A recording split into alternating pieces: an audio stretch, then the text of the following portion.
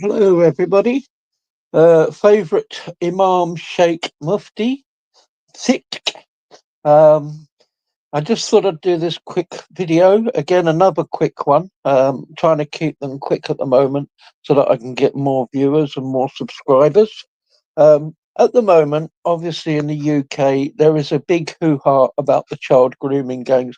It's not the first time over the 40 years that there's been a big hoo-ha about it. This is about the third time now there's been a big hoo-ha about it. But I must admit, this time is much bigger than normal. And I am noticing, especially on a lot of other sites as well as social media sites, that more and more Muslims are stepping forward to condone this behaviour and to actually state how they were totally unaware that this was happening within their own community. So, the first thing, obviously, to mention on this subject is how Muslims are allowed to lie. 328 of the Quran quite clearly states that Muslims must lie to everybody to save their false cult and their false religion. Okay, so that's the first thing, obviously, to remember when Muslims stand up to say, we didn't know anything about this. We knew absolutely nothing that this was going on. For 40 years, we had no idea that young British white children were being raped in mosques, on a massive scale. Absolutely no idea whatsoever.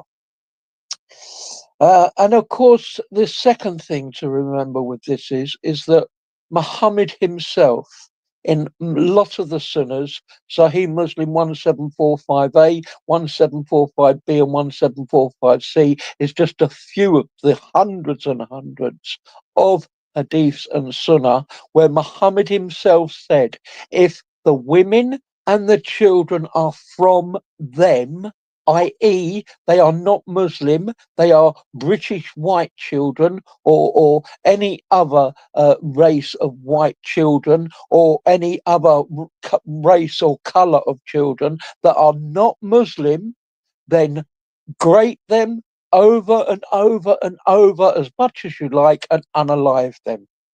So the child grape grooming gangs is actually an order from Muhammad.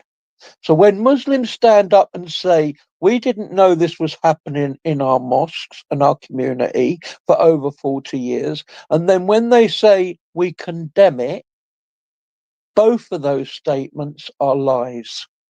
They can't.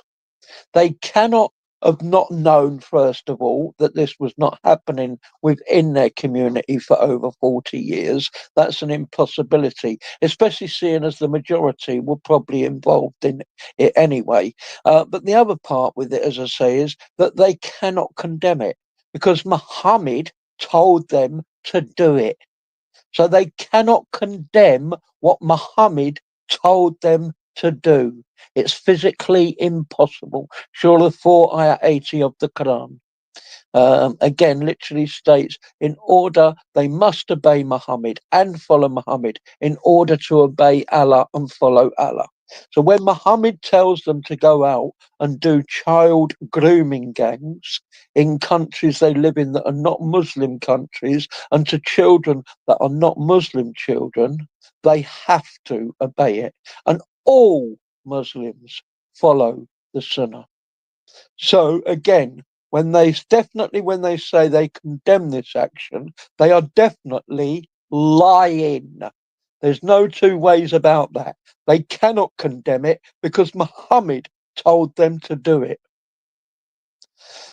When it comes to the fact of them saying they didn't know anything about it, well, maybe some of them are telling the truth on that part.